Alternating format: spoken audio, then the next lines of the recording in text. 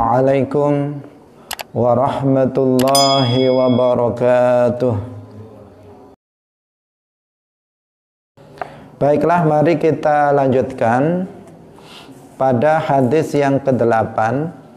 Ani Ibni Umar radhiyallahu anhuma anna Rasulullah sallallahu alaihi wasallam qala umirtu an uqatilan nasa hatta yashhadu an la ilaha illallah wa anna muhammadar rasulullah wa yuqimus salata wa yu'tuz zakata fa idza fa'alu dzalika asamu minni dima'ahum wa amwalahum illa bihaqqil islami wa hisabuhum 'ala Allahi. Rawahul Bukhari wa Muslimun.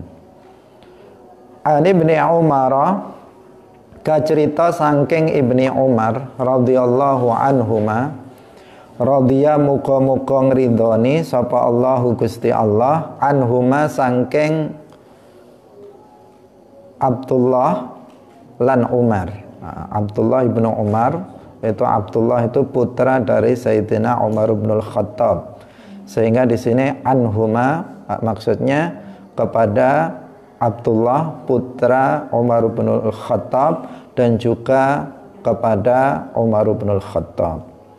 Anna Rasulullah, saat temane Rasulullah sallallahu alaihi wasallam iku qala dawuh sapa Kanjeng Nabi, umirtu dan perintah sapa ingsun, wus dan perintah sapa ingsun an uqatila ing yen to merangi sapa ingsun annasa ing manungsa hatta yashhadu sehingga gelem bersaksi sapa annasu alla ilaha an sak temene kelakuan la ilaha iku ora ana kang den sembah kelawan hak iku maujud illallahu kejaba Allah wa anna Muhammadan lan sak temene Muhammad iku Rasulullahi utusane Allah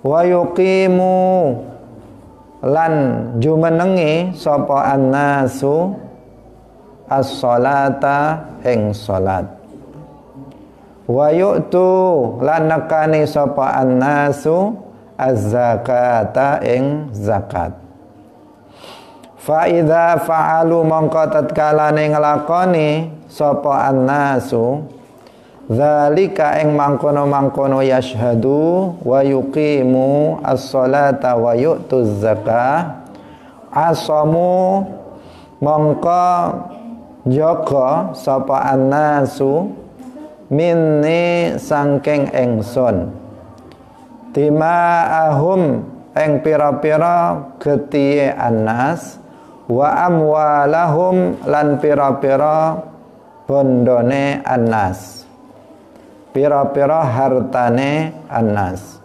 illa bihaqqil islami kejaba kelawan hak Islam wa hisabuhum lan utawi hisabe annas tegese niti-niti batine annas iku alallahi ing atase Allah.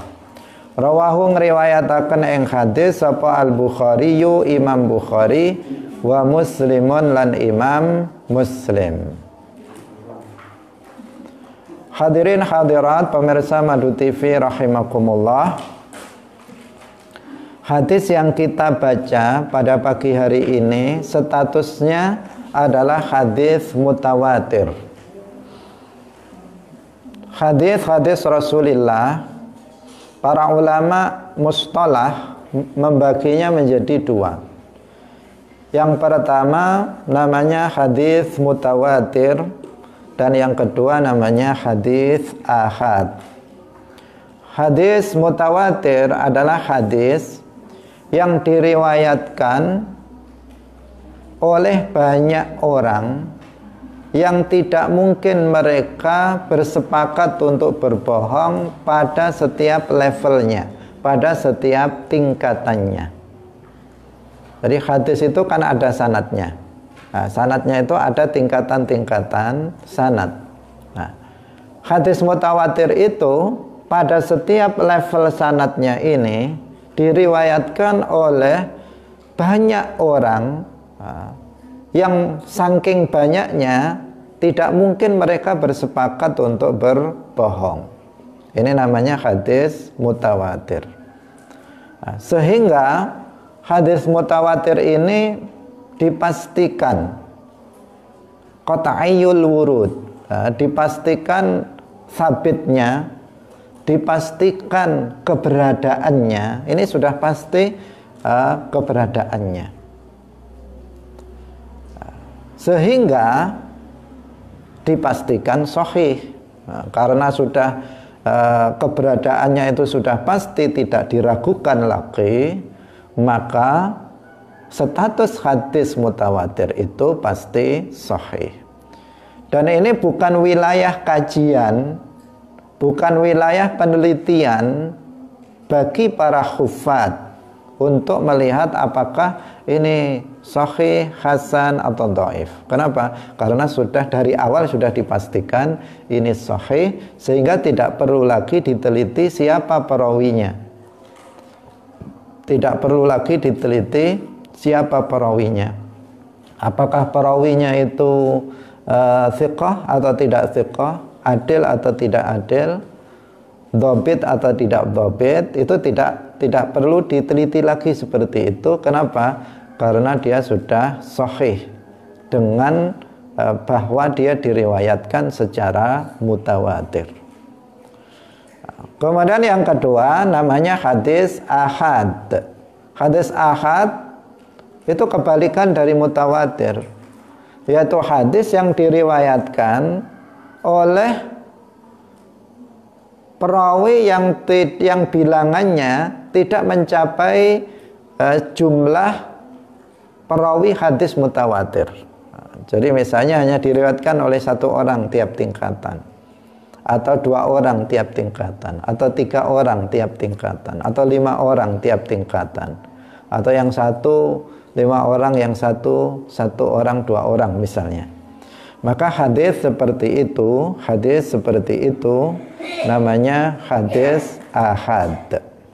Nah, hadis ahad inilah yang kemudian diteliti oleh para ulama, diteliti dari segi sanad, silsilah sanadnya, dan juga diteliti dari sisi matannya. Apakah dia memenuhi kriteria hadis sahih apa enggak? Jika dia bersambung sanadnya, kemudian diriwayatkan oleh orang yang adil, diriwayatkan oleh orang dhabit dengan dhabtan taman, kedhabitan yang sempurna, kemudian tidak ada illah, tidak ada syudzud, maka di sini disebut hadis sahih. Tetapi jika terpenuhi 5 kriteria tadi, tetapi dhabitnya tidak tam, maka namanya hadis hasan. Jika salah satu dari syarat yang 5 itu tidak terpenuhi, atau seluruhnya atau salah satunya, maka disebut hadis dhaif. Disebut hadis dhaif. Nah, itu. Jadi ketika dikatakan hadis itu statusnya sahih, hasan, dhaif, itu adalah hadis ahad. Kalau hadis mutawatir itu sudah pasti sahih.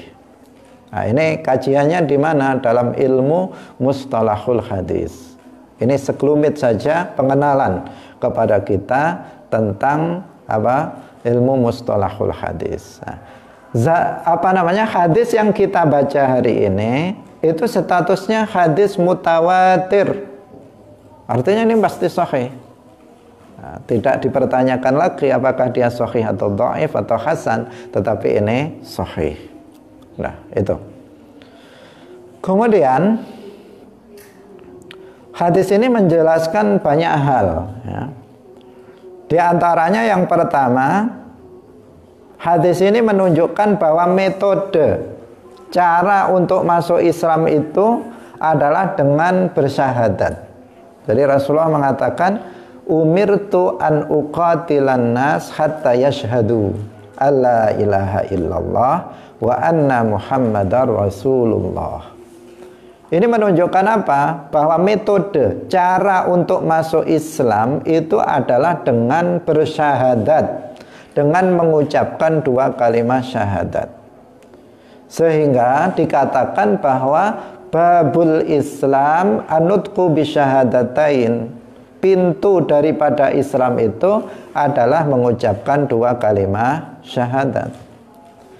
Jika ada orang kafir ingin masuk ke dalam agama Islam, maka jalannya apa? Mengucapkan 2 kalimat syahadat. Nggak ada jalan lain, nggak ada cara lain kecuali dengan mengucapkan 2 kalimat syahadat. Jika ada orang kafir asli, memang dari kecil dia misalnya apa? Non-muslim, kemudian ingin masuk ke dalam agama Islam, dia mengucapkan 2 kalimat syahadat dengan niat masuk ke dalam agama Islam. Demikian juga orang yang kafir murtad, dulunya sudah muslim, tetapi kemudian dia murtad karena misalnya dia meyakini keyakinan yang kufur, meyakini bahwa Allah serupa dengan manusia, meyakini Allah itu punya anggota badan, tangan, kaki, bertempat di atas arsy. Itu keyakinan kufur. Jika ada seseorang meyakini keyakinan seperti itu, dia maka hukumnya apa? Menjadi murtad. Jika ingin kembali kepada Islam, maka harus mengucapkan 2 kalimat syahadat. Harus mengucapkan 2 kalimat syahadat, asyhadu alla ilaha illallah wa asyhadu anna muhammadar rasulullah. Ada seseorang misalnya dia mencaci maki Allah, dia mengatakan Allah itu enggak adil, dia mengatakan Allah itu zalim, maka ini perkataan apa? Cacian terhadap Allah, hukumnya adalah riddah.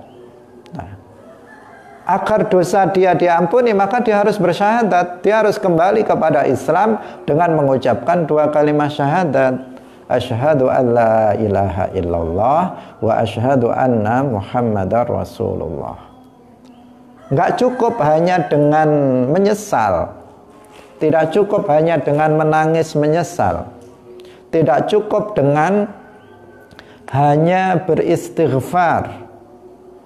Misalnya seseorang habis mencaci maki Allah, kemudian dia mengatakan astagfirullah, astagfirullah ya Allah, ampuni saya ya Allah, saya tadi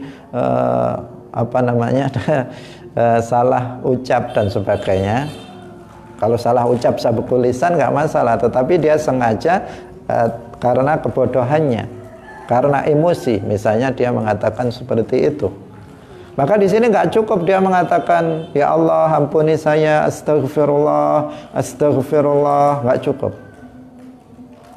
Meskipun dia membaca astagfirullah sampai 1000 kali, bahkan sampai 1.000.000 kali sambil menangis, maka ini tidak cukup, tidak menjadikan dia muslim, tidak menjadikan dia muslim. Tetapi apa yang harus dia lakukan? Dia mengatakan asyhadu alla ilaha illallah wa asyhadu anna muhammadar rasulullah, kemudian baru astaghfirullah. 2 kalimat syahadat dulu baru istighfar. Nggak boleh istighfar dulu baru bersyahadat, atau tanpa syahadat istighfar saja. Kenapa? Karena ini adalah riddah. Berbeda kalau seseorang melakukan dosa di bawah kufur, maka dia bisa beristighfar sebanyak-banyaknya, bertaubat kepada Allah dengan beristighfar kepada Allah, maka jika Allah berkehendak akan mengampuninya. Tetapi kalau seseorang jatuh kepada riddah, maka dia harus bersyahadat, bukan beristighfar. Justru para ulama mengatakan kalau seseorang itu telah jatuh kepada riddah kemudian dia beristighfar, maka justru dosanya bertambah. Kenapa? Karena ada unsur menentang Al-Quran. Al-Quran sudah menjelaskan, innallaha la yaghfiru an yushraka bihi wa yaghfiru ma duna dzalika liman yasha. Sesungguhnya Allah tidak mengampuni dosa syirik. Syirik adalah bagian dari kufur, karena kufur ada dua, kufur syirik dan kufur ghairu syirik. Allah sesungguhnya tidak mengampuni dosa syirik, dosa kufur syirik, dan mengampuni dosa di bawah kufur syirik. Allah sudah menegaskan bahwa Allah tidak mengampuni dosa kufur. Kemudian meskipun begitu dia tetap mengatakan, ya Allah ampunilah aku meskipun aku kufur. Kan seakan-akan dia mengatakan begitu. Di sini ada unsur apa? Menentang terhadap Al-Quran. Karena itu seseorang yang telah jatuh kepada kufur atau riddah, maka jalan satu-satunya untuk kembali kepada Islam adalah dengan mengucapkan dua kalimat syahadat. Asyhadu an la ilaha illallah wa asyhadu anna Muhammadar Rasulullah. Ditunjukkan oleh hadis mutawatir ini, umirtu an uqatilan nas hatta yashhadu an la ilaha illallah wa anna Muhammadar Rasulullah. Kemudian para ulama menjelaskan bahwa dalam bersyahadat tidak disyaratkan dengan menggunakan kata asyhadu. Seandainya hanya mengatakan la ilaha illallah Muhammadur Rasulullah, maka itu sudah cukup. Itu namanya dua kalimat syahadat. Hanya saja para ulama mengatakan, jika menggunakan kata asyhadu, asyhadu an la ilaha illallah wa asyhadu anna Muhammadar Rasulullah, maka afdol, maka itu lebih utama. Kenapa? Karena kata asyhadu itu mengandung tiga makna. Ketika kita mengatakan asyhadu, artinya aku mengetahui, a'lamu, dan aku meyakini, a'taqidu, dan aku mengakui, a'tarifu. Mengakui dengan lisan bahwa tidak ada yang disembah dengan benar selain hanya Allah, dan bahwa Muhammad adalah utusan Allah. Karena itu dengan menggunakan lafadz asyhadu ini lebih utama. Dan juga tidak disyaratkan harus dengan bahasa Arab.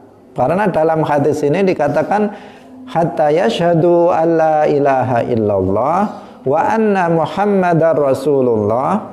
Udah, nggak ada bil arabiyyah, harus dengan bahasa Arab. Rasulullah tidak mengatakan harus dengan bahasa Arab. Artinya apa? Bersaksi tanpa harus dengan bahasa Arab. Boleh dengan bahasa Arab, boleh dengan terjemahannya dalam bahasa Indonesia, dalam bahasa Jawa, dalam bahasa Inggris misalnya. Apalagi ini orang yang bisa bahasa Arab pun boleh dia masuk Islam dengan menggunakan terjemahannya.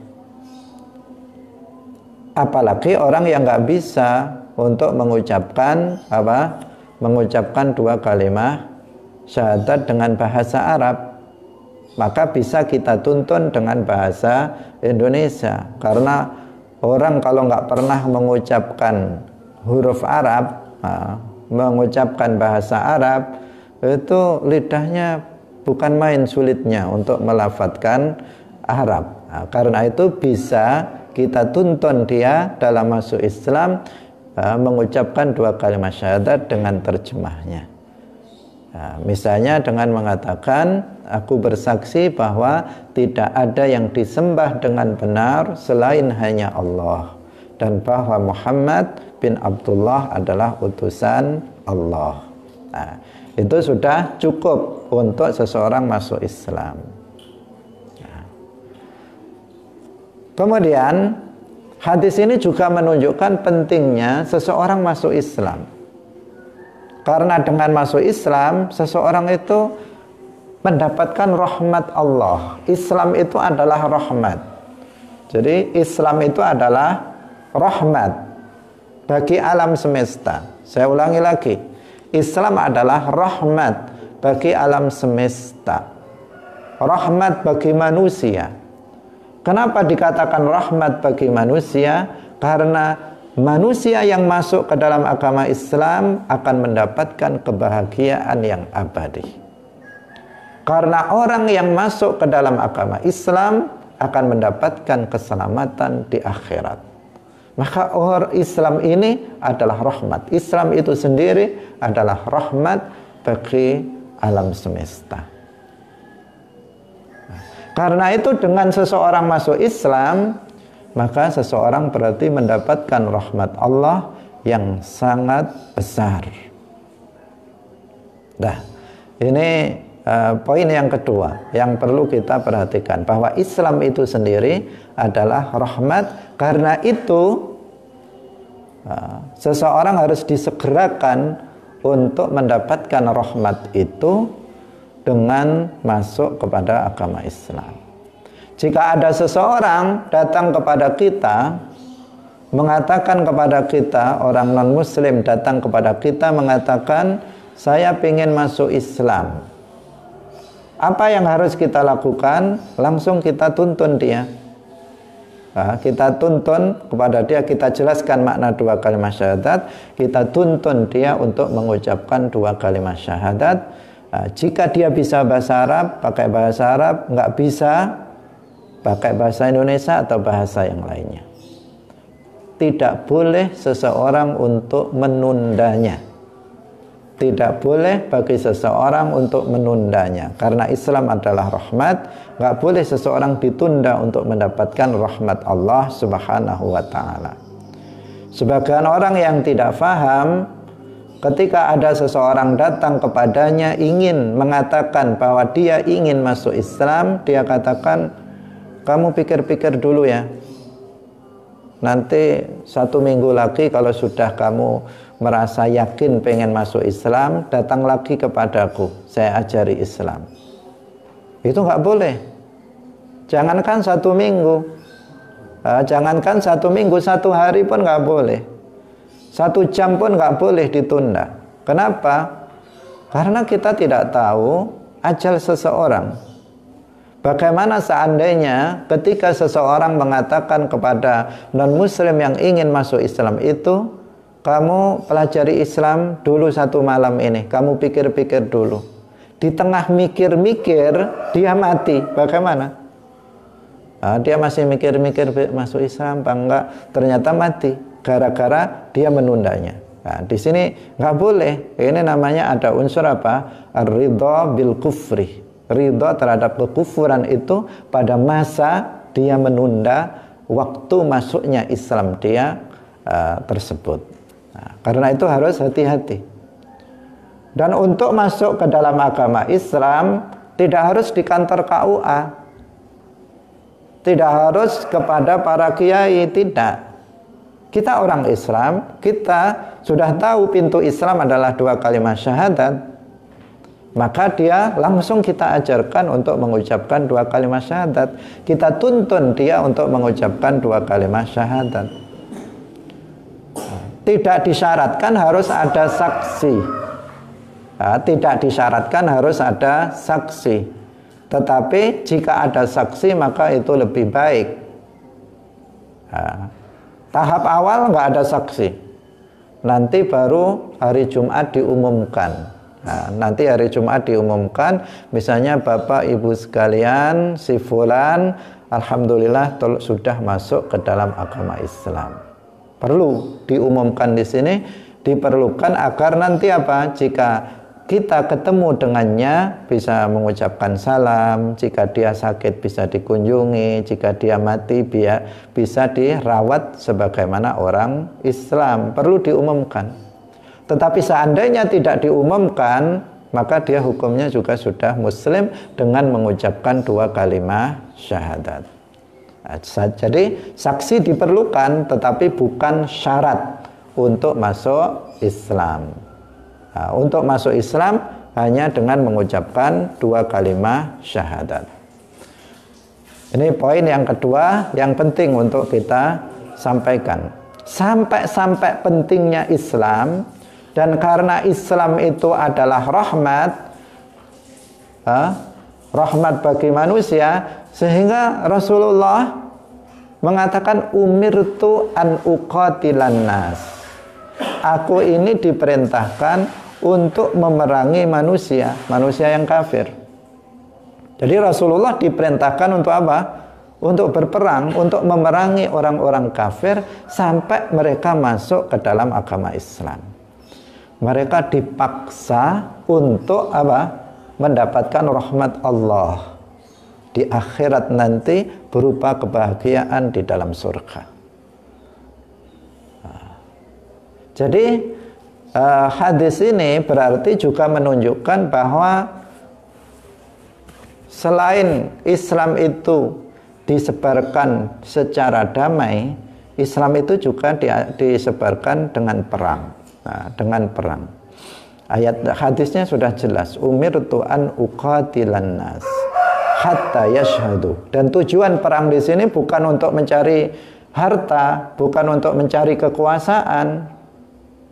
Rasulullah adalah utusan Allah.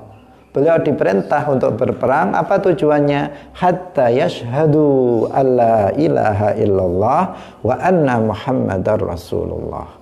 Agar mereka masuk Islam. Jika masuk Islam, maka mereka akan selamat. Itu. Jika mereka masuk Islam, maka mereka akan selamat. Jika mereka masuk Islam, maka mereka akan mendapatkan rahmat Allah yang nanti akan dia peroleh di akhirat nanti berupa keselamatan dan kebahagiaan di dalam surga. Nah, seperti itu. Jadi dalam periodisasi dakwah Islam di Makkah, ketika di Makkah Rasulullah Shallallahu Alaihi Wasallam itu dakwahnya tanpa ada peperangan sedikit pun. Perintahnya ketika itu perintah kepada Rasulullah ketika beliau berdakwah di Makkah selama 13 tahun itu adalah memaafkan. Perintahnya ketika itu adalah memaafkan. Setiap orang kafir menyakiti Rasulullah atau menyakiti para sahabat, bahkan sebagian sahabat disiksa oleh orang kafir, cuman perintahnya maafkan. Diperintahkan untuk memaafkan orang-orang kafir ketika itu. Perintah ketika masih berdakwah di Makkah. Tetapi ketika Rasulullah Shallallahu Alaihi Wasallam telah hijrah ke Madinah, maka kemudian ada izin untuk berperang. Ada izin untuk berperang. Pertama-tama izin perang itu adalah untuk memerangi orang yang memerangi orang Islam. Yang disebut biasa sekarang kita sebut dengan perang defensif. Jadi karena perang itu dibolehkan kepada siapa? Kepada orang yang memerangi orang Islam. Karena dia memerangi maka diperangi. Itu awal-awalnya seperti itu. Sehingga dalam ayat Al-Quran disebutkan waqatilu fi sabilillahi alladzina yuqatilunakum wala ta'tadu. Perangilah di jalan Allah orang-orang yang memerangi kalian dan janganlah kalian berlebih-lebihan. Itu tahapannya. Namun setelah itu kemudian turun lagi perintah untuk berperang secara ofensif. Ofensif itu tanpa harus diserang terlebih dahulu, tetapi bisa menyerang lebih dulu terhadap orang-orang kafir. Waqtuluhum haitsu wajadtumuhum. Nah, di sini perang ofensif. Jadi perang di dalam Islam itu ada dan itu bisa dibaca dalam sejarah Nabi. Itu bisa dibaca dalam sejarah Khulafaur Rasyidin. Itu bisa dibaca dalam sejarah khilafah Bani Umayyah, Bani Abbasiyah dan seluruhnya. Dan bahwa peperangan terjadi, ekspansi ke negara-negara di Jazirah Arab dan luar Jazirah Arab, itu adalah fakta sejarah, dan itu bukan untuk mencari kekuasaan karena hawa nafsu, ingin berkuasa, menguasai dunia, bukan itu. Tetapi yang diinginkan adalah umat manusia mendapatkan rahmat Islam. Nah, itu tujuannya. Karena dengan masuk Islam, maka umat manusia akan selamat. Bapak Ibu hadirin hadirat rahimakumullah. Tetapi yang penting untuk diperhatikan bahwa peperangan dalam Islam itu ada aturannya, ada ketentuan-ketentuannya, ada syarat-syaratnya yang sudah dijelaskan oleh para ulama dalam kitab-kitab fikih. Nah, ketentuan-ketentuan ini nggak boleh dilanggar. Ketentuan-ketentuan ini tidak boleh dilanggar. Dan yang diperangi itu hanya kafir harbi, bukan selainnya. Bukan kafir zimmi, bukan kafir musta'man dan sebagainya. Tetapi kafir harbi. Kemudian ada ketentuan-ketentuan yang sudah dijelaskan oleh para ulama. Nah, sekarang muncul kelompok-kelompok radikal, kelompok-kelompok ekstremis yang mereka mengatasnamakan jihad fisabilillah, berperang di jalan Allah, tetapi sebenarnya mereka tidak mengikuti ketentuan-ketentuan dalam Islam. Bahkan yang mereka perangi terkadang orang Islam sendiri diperangi, dibunuhi oleh mereka. Nah, ini adalah sebuah kezaliman yang sangat besar. Ini adalah memperburuk citra Islam. Dia mengatasnamakan jihad fisabilillah, tetapi sesungguhnya jauh dari ketentuan jihad fisabilillah yang diajarkan di dalam Islam. Maka ini harus kita waspadai. Harus kita waspadai. Sekarang banyak itu terjadi di Timur Tengah khususnya, bahkan sebagian orang Indonesia ada yang ikut-ikut katanya mau jihad biar mati syahid di sana. Tetapi itu omong kosong. Kenapa? Karena ketentuan-ketentuan dalam jihad itu ada dan harus dipatuhi, tidak semena-mena, tidak semaunya seperti apa yang mereka lakukan. Dan ini bisa dibaca dalam babul jihad, kitabul jihad yang telah diterangkan oleh para ulama dalam kitab-kitab mereka. Setiap kitab fikih kecil ataupun besar, hampir seluruhnya itu menjelaskan tentang permasalahan itu. Nah, jadi aturan-aturan, ketentuan-ketentuan untuk jihad fisabilillah itu telah diatur. Tentu berdasarkan Al-Quran dan berdasarkan hadis-hadis Rasulullah. Kemudian perang itu adalah perang melawan penguasa, bukan melawan rakyat, melawan penguasa. Ketika penguasa suatu daerah, dia zalim terhadap rakyatnya. Mereka zalim terhadap rakyatnya. Rakyatnya tidak leluasa untuk masuk Islam. Maka penguasanya digulingkan sehingga rakyatnya menjadi bebas mereka untuk memeluk agama Islam. Bapak Ibu hadirin hadirat pemirsa Madu TV yang dirahmati oleh Allah Subhanahu wa taala. Jika muncul kemudian sebuah pertanyaan, apa maknanya la ikraha fid din? La ikraha fid din. Jika kita telusuri, kita baca penafsiran ayat ini dalam kitab-kitab tafsir, maka kita temukan 3 penafsiran. Penafsiran yang pertama, bahwa ayat ini mansukh bi ayatil qital. Nah, ayat ini adalah ayat yang diturunkan di Makkah ketika belum turun perintah izin untuk berperang.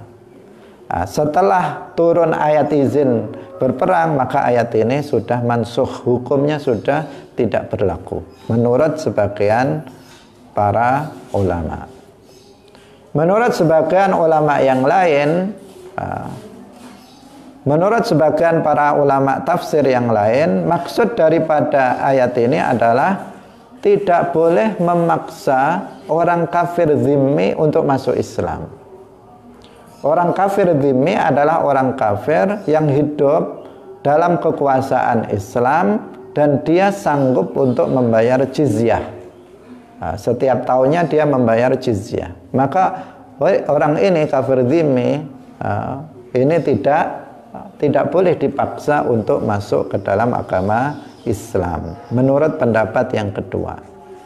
Menurut pendapat yang ketiga, tidak boleh, ayat ini maksudnya tidak bisa seseorang itu memaksa hati orang kafir untuk masuk ke dalam Islam. Hati nggak bisa dipaksa. Hati tidak bisa dipaksa untuk masuk Islam. Karena yang memberikan hidayah itu adalah Allah Subhanahu wa ta'ala. Seseorang masuk Islam atau tidak masuk Islam itu tergantung kepada hidayah Allah. Tidak bisa dipaksa. Yang dipaksa adalah fisiknya. Sementara hatinya seseorang tidak bisa memaksanya. Ini menurut penafsiran yang ketiga. Silahkan kita bisa baca kitab-kitab tafsir dari para ulama. Kaum muslimin rahimakumullah. Kemudian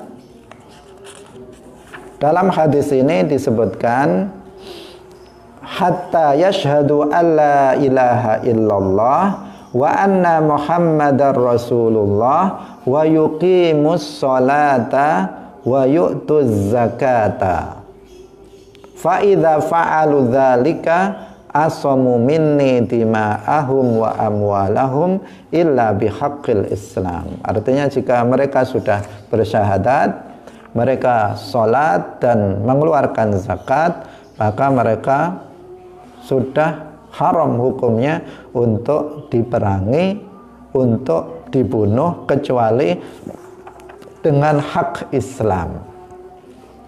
Dengan hak Islam. Pada masa Abu Bakar As-Siddiq radhiyallahu anhu, setelah Rasulullah shallallahu alaihi wasallam wafat, banyak orang yang murtad. Yang murtad setelah Rasulullah wafat, itu yang murtad banyak sekali. Bukan hanya puluhan, tetapi ribuan orang itu murtad dari Islam. Yaitu orang-orang yang sebelumnya masuk Islam karena terpaksa. Orang-orang munafik itu banyak yang kemudian menyatakan keluar dari Islam setelah Rasulullah wafat. Bahkan di antara mereka di antara mereka ada yang mengaku menjadi nabi. Beberapa orang mengaku menjadi nabi dan memiliki pengikut. Nah, orang-orang ini kemudian diperangi oleh Sayyidina Abi Bakar As-Siddiq radhiyallahu anhu. Ada juga sebagian orang yang tidak mau mengeluarkan zakat. Mereka membangkang kepada khalifah, tidak mau mengeluarkan zakat. Orang-orang ini juga diperangi oleh Abu Bakar As-Siddiq radhiyallahu anhu. Kalau yang murtad tadi sudah jelas karena mereka memang murtad, maka diperangi oleh Sayyidina Abi Bakar. Tetapi yang kedua, mereka diperangi orang-orang yang enggan mengeluarkan zakat ini juga diperangi oleh Sayyidina Abi Bakar, khalifah pengganti Rasulullah ketika itu. Kenapa? Bukan karena mereka kafir. Bukan karena mereka kafir. Mereka tetap muslim. Tetapi karena mereka itu enggan mengeluarkan zakat dan jumlah mereka itu besar, mereka memiliki kekuatan untuk menentang dari pemerintahan ketika itu. Kenapa mereka tidak dikufurkan karena tidak mau mengeluarkan zakat? Karena mereka itu ketika itu salah dalam menafsirkan Al-Quran. Ada ayat Al-Quran bunyinya khud min amwalihim shadaqatan tutahhiruhum wa tuzakkihim biha. Khud, ambillah wahai Muhammad. Di sini khud, nah ini kan untuk mufrad, khitabnya kepada Nabi Muhammad. Khud min amwalihim, ambillah wahai Muhammad dari harta mereka zakat, yang itu nanti akan bisa mensucikan mereka. Zakat itu akan mensucikan mereka. Nah, setelah Rasulullah wafat, mereka pemahamannya, oh ini kan yang disuruh mengambil zakat itu Rasulullah. Kalau Rasulullah itu sudah wafat, berarti zakat nggak wajib lagi. Karena yang disuruh khud itu, yang disuruh mengambil zakat dari kaum muslimin itu Rasulullah. Maka setelah Rasulullah wafat, tidak lagi wajib berarti zakat.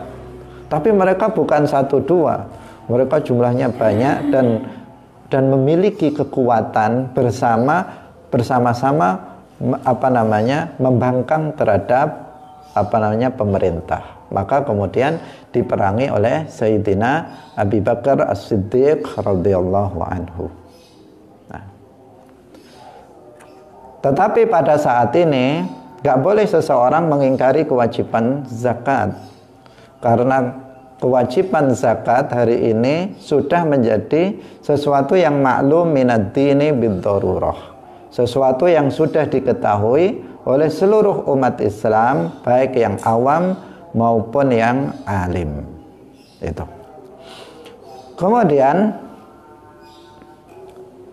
orang yang meninggalkan sholat, nah, di sini dikatakan wa yuqimus shalah. Nah, orang yang meninggalkan sholat itu bagaimana? Orang yang meninggalkan sholat itu tidak menjadi kafir secara mutlak. Jika seseorang itu meninggalkan sholat karena malas, kenapa kamu nggak sholat subuh? Malas. Dia mengatakan seperti itu. Maka hukumnya apa? Muslim tetapi fasik. Dia muslim berdosa besar. Tidak kafir hukumnya. Tetapi apabila ada seseorang dia tidak sholat, ketika ditanya kenapa kamu nggak sholat, dia mengatakan ya sholat nggak wajib bagi saya. Maka orang tersebut jatuh kepada kekufuran. Nah, jatuh kepada kekufuran. Nah, tetapi dalam Islam orang yang nggak sholat itu ada hadnya. Makanya dikatakan di sini apa? As-samu minni dima'ahum wa amwalahum illa bihaqqil Islam. Ada beberapa orang yang dia muslim tetapi dia dalam hukum Islam ini dibunuh.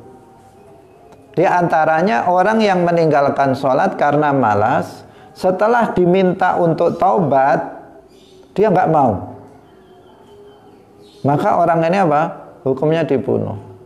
Jadi pertama diistitabah oleh imam, oleh pemerintah, diminta untuk sholat. Jika dia tidak mau sholat, maka kemudian dibunuh. Nah, ini namanya apa? Dibunuh bihaqqil Islam. Dia muslim, tetapi apa? Tetapi dia dihad karena telah meninggalkan sholat.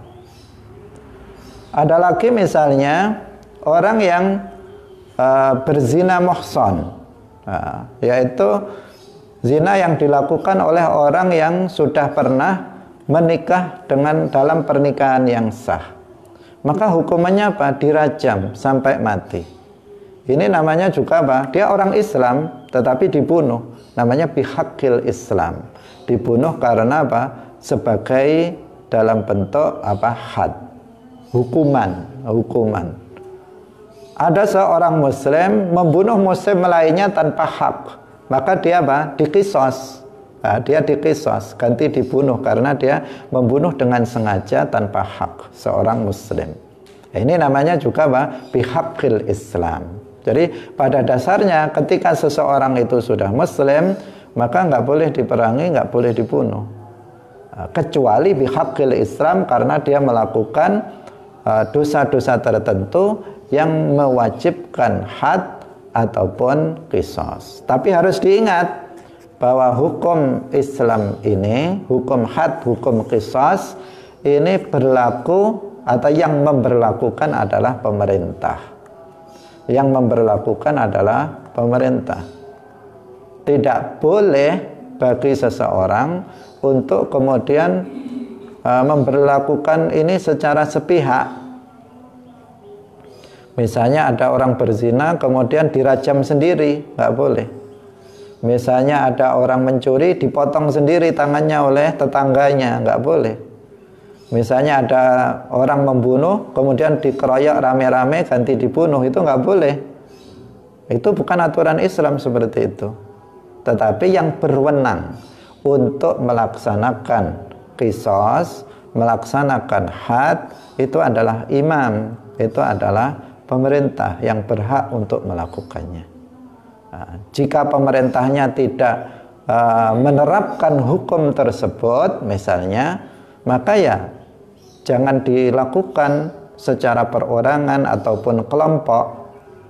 Karena ada sebagian kelompok dulu di Indonesia ini juga ada kelompok radikal, itu yang kemudian di suatu daerah tertentu kemudian dia ada jamaahnya yang melakukan zina, kemudian dirajam sendiri oleh mereka.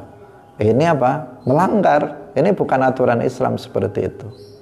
Seandainya setiap orang itu boleh melakukan menegakkan had dan qisas, maka ya akan hancur dalam bermasyarakat, karena nanti akan saling mendendam di antara satu dengan yang lainnya, sehingga kehidupan sosial di masyarakat itu akan rusak. Nah, ini harus juga diperhatikan. Jadi hukum-hukum ini memang ada dalam hukum Islam, tetapi tetap harus mengacu kepada aturan, tetap harus mengacu kepada ketentuan-ketentuan dalam Islam. Semuanya sudah dijelaskan oleh para ulama dalam kitab-kitab fikih mereka. Tidak serampangan seseorang boleh menerapkan hukum ini. Kaum muslimin yang dirahmati oleh Allah Subhanahu wa ta'ala, jadi hadis ini adalah hadis yang penting untuk dipahami agar kita tidak salah paham. Salah paham terhadap hadis ini nanti akan akan berbahaya. Agar kita bisa moderat di dalam memahami ajaran Islam. Islam itu moderat, ajarannya tidak ekstrim kanan, juga tidak ekstrim kiri. Sebagian ada yang ekstrim kanan, sehingga dia memahami berlebihan, dia dalam memahami menganut agama melebihi batas dari yang diperintahkan. Itu yang disebut dengan al-ghuluwu fiddin. Sehingga mereka dengan semena-mena atas nama jihad, atas nama perang fisabilillah, atas nama penegakan syariat Islam, mereka kemudian melanggar aturan-aturan Islam itu sendiri. Dia berjalan dengan kacamata kuda, melihat satu ayat, satu hadis, kemudian tidak memperhatikan kepada ayat dan hadis lainnya, sehingga dia menjadi radikal, menjadi ekstrim kanan. Tetapi ada di satu sisi sebagian kelompok itu yang menjadi radikal, menjadi liberal. Liberal itu bagaimana? Dia tidak lagi melihat nas-nas Al-Quran dan hadis. Dalam nas-nas Al-Quran dan hadis, konsep Islam itu jelas ada. Bahkan dalam kitab-kitab fikih, konsep jihad itu juga ada. Dalam sejarah, fakta sejarah juga membuktikan adanya itu. Tetapi kemudian kemudian seolah-olah dinafikan, oh nggak ada perang dalam Islam, nggak ada, itu nanti akan ditertawakan oleh dunia. Kenapa? Fakta membuktikan adanya, teks-teks Al-Quran, nas-nas Al-Quran dan hadis membuktikan itu semuanya ada. Nah, tetapi kita harus berlaku moderat. Moderat itu apa? Memahami seperti pemahaman para ulama terhadap Al-Quran dan hadis. Maka kita tidak akan menjadi ekstrim kiri, liberal, juga tidak akan menjadi ekstrim kanan, menjadi apa? Radikal. Tidak liberal, tidak radikal. Tetapi kita memahaminya sebagaimana pemahaman para ulama. Bahwa konsep jihad, konsep perang itu ada dalam Islam, tapi ada ketentuan-ketentuan, ada aturan-aturan yang harus dipatuhi, nggak boleh tidak. Nah, seperti itu. Nah, memadukan di antara dua kelompok yang ekstrim, baik yang kanan maupun yang kiri. Nah, karena ajaran Islam diambil dari Al-Quran, hadis, ijma, kemudian dari qiyas. Artinya dengan kesepakatan para ulama, penjelasan para ulama terhadap Al-Quran dan hadis. Nah, biasanya seseorang itu menjadi radikal, menjadi ekstrim. Kenapa? Karena mengabaikan pemahaman, penjelasan dari para ulama. Mereka yang menjadi ekstrim kanan karena mereka melulu membaca Al-Quran dan hadis tanpa memperhatikan bagaimana para ulama menjelaskan hadis itu. Yang liberal kemudian tidak lagi memandang Al-Quran dan hadis, tetapi mereka berpikir dengan menggunakan otaknya. Bahkan sebagian yang liberal sampai mengatakan bahwa para khalifah itu berperang bukan karena agama, tetapi karena kekuasaan, karena politik dan sebagainya. Mereka lupa bahwa dalam Islam itu ada aturan-aturan, ada aturan-aturan, ada akhlak dan sebagainya yang itu kemudian luput dari pandangan mereka. Hadirin hadirat rahimakumullah, saya kira begitu kajian kita pada pagi hari ini. Semoga Allah Subhanahu wa taala memberikan kemanfaatan dan keberkahan dalam kehidupan kita semuanya. Amin ya rabbal alamin. Barakallahu fikum wallahul muwaffiq ila aqwamit thoriq. Wassalamualaikum warahmatullahi wabarakatuh.